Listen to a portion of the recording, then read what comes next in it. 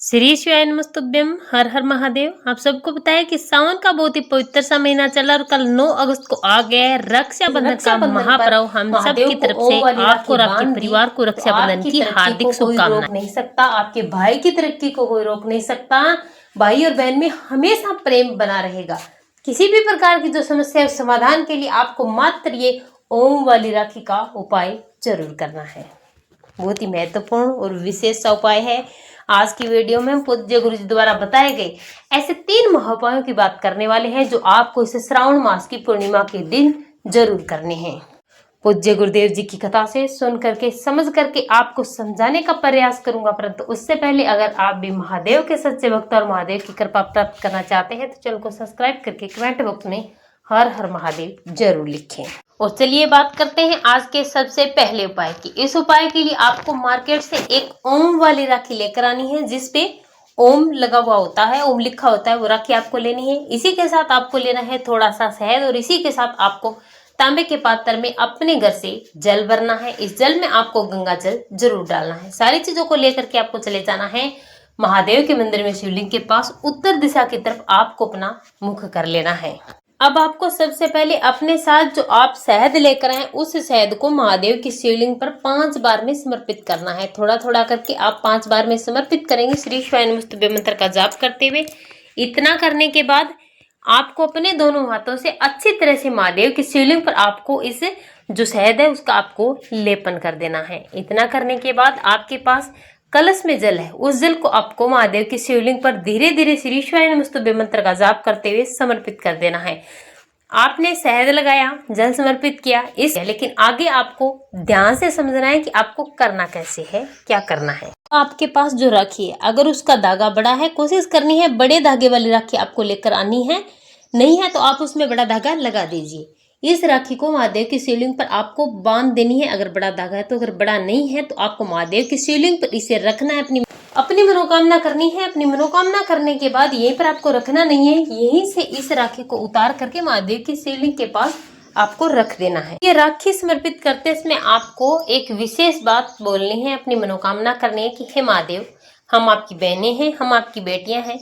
हम इस राखी के माध्यम से अपनी रक्षा का जिम्मा आपको सौंपते हैं। हमारे घर परिवार की, हमारे भाइयों की, हमारे बहनों की, सबकी जिम्मेदारी आज से आपकी है। हम सबकी रक्षा का जिम्मा आपका, इसीलिए हमारे जीवन में हमेशा सुख समृद्धि बनी रहे, कभी किसी भी प्रकार की दुख और तकलीफ ना आए। इस प्रकार से अपना नाम और गोत्र बोल करके आपको अपनी मनोकामना कर देनी है। एक विशेष सा रिश्ता आपको महादेव से इस रक्षाबंधन के माध्यम से आपको जरूर जोड़ना है। अगर आप ऐसा करते हैं तो आपके जीवन में हर आने वाले संकट में महादेव हमेशा आपके साथ खड़े रहेंगे। आपके घर में कभी भी किसी भी प्रकार की समस्या नहीं आएगी। इसी के साथ पूज्य गुरु जी ने बताया कि अपने भाई को राखी बांधने से पहले आपको एक विशेष काम जरूर करना है। ये आप अपने घर में भी कर सकते हैं और हो सके तो आप मंदिर में भी जा सकते हैं।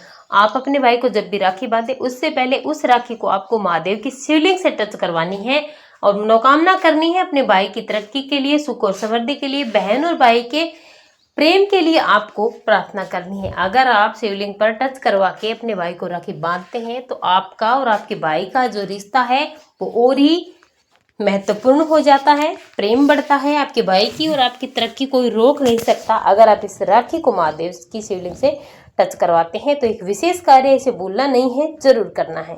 और चलिए बात करते हैं आज के दूसरे उपाय की। श्रावण का आखिरी दिन है, श्रावण मास की पूर्णिमा है, रक्षाबंधन भी है, तो आपको ये विशेष सा उपाय जरूर करना है। अगर आपकी कोई भी मनोकामना पूरी नहीं हो पा रही है, काफी समय से अधूरी पड़ी है, सारे व्रत उपवास उपाय आपने कर लिए फिर भी कोई फायदा नहीं मिला, तो आपको इस श्रावण मास के अंतिम दिन पूर्णिमा के दिन आपको इस उपाय को जरूर करना है। इस उपाय के लिए आपको लेना है 1 चावल का दाना, इसी के साथ आपको 1 बेलपत्री लेनी है और साथ ही साथ आपको लेना है 1 कनेर का फूल। इसी के साथ आपको 1 कलश में जल भरना है। जल आपको तांबे के पात्र में भरना है और थोड़ा सा गंगा जल आपको जरूर डाल देना है। इस कलश को उठाना है, सारी चीजें लेनी है, महादेव के मंदिर में जाना है, उत्तर दिशा की तरफ आपको अपना मुख कर लेना है। अब आप अपने साथ जो 1 लोटा जल लेकर आए उसे महादेव की शिवलिंग पर श्री शिवाय नमस्तुभ्यम मंत्र का जाप करते हुए समर्पित कर देना है। ध्यान रखना इस उपाय में जल आपको पहले समर्पित करना है। जल समर्पित करने के बाद आपको 1 चावल का दाना जो आप अपने साथ लेकर आए उसे महादेव की शिवलिंग पर श्री शिवाय नमस्तुभ्यम मंत्र का जाप करते हुए समर्पित कर देना है। चावल का दाना समर्पित करने के बाद आपके पास जो बेलपत्री है उसे समर्पित करना है। बेलपत्री समर्पित करने के बाद आपके पास जो एक कनेर का फूल है उसे सबसे पहले आपको मां अशोक सुंदरी के स्थान पर टच करवाना है। ध्यान रखना नहीं है, समर्पित नहीं करना है, सिर्फ आपको टच करवाना है, अपनी मनोकामना करनी है और नाम और गोत्र बोलना है। इतना करने के बाद जो बेलपत्री और चावल का दाना आपने महादेव के शिवलिंग पर समर्पित किया है उसी स्थान पर आपको इस कनेर के पुष्प को समर्पित कर देना है, अपनी मनोकामना करते हुए। महादेव की किसी भी नाम का स्मरण करना है, किसी भी मंत्र का स्मरण करना है। थोड़ी देर इस मंत्र का स्मरण करने के बाद आपको अपने घर आ जाना है। पूज्य गुरु जी कहते हैं कि यकीन मानिए, अगर आप श्रावण मास की पूर्णिमा के दिन इस उपाय को करते हैं तो महादेव की कृपा से आपकी सारी मनोकामनाएं पूरी जरूर होती है। और चलिए बात करते हैं आज के तीसरे उपाय की। श्रावण मास की पूर्णिमा वो भी पड़ रही है शनिवार के दिन, तो आपको रोग मुक्ति का ये विशेष सा उपाय जरूर करना चाहिए।